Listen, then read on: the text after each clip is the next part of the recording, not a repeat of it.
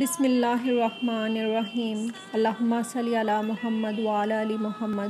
حضرت be be Amna رضی اللہ تعالیٰ عنہ فرماتی ہیں کہ جب رسول صلی اللہ علیہ وآلہ وسلم میرے پیٹ میں آئے تو ایک بادل کا ٹکڑا آسمان پر وارد ہوا۔ میں جہاں جاتی وہ بادل میرے اوپر چھاؤں کرتا۔ میں جب بکریاں چرانے جاتی تو بکریاں میرے پیچھے چلتیں۔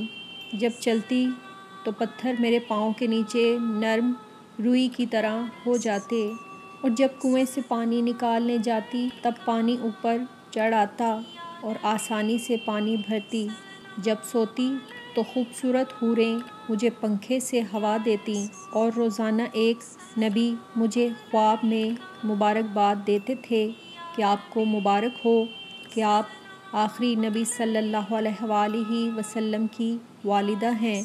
محمد کا امتی چینل کو سبسکرائب کریں، ویڈیو کو لائک اور شیئر ضرور کریں۔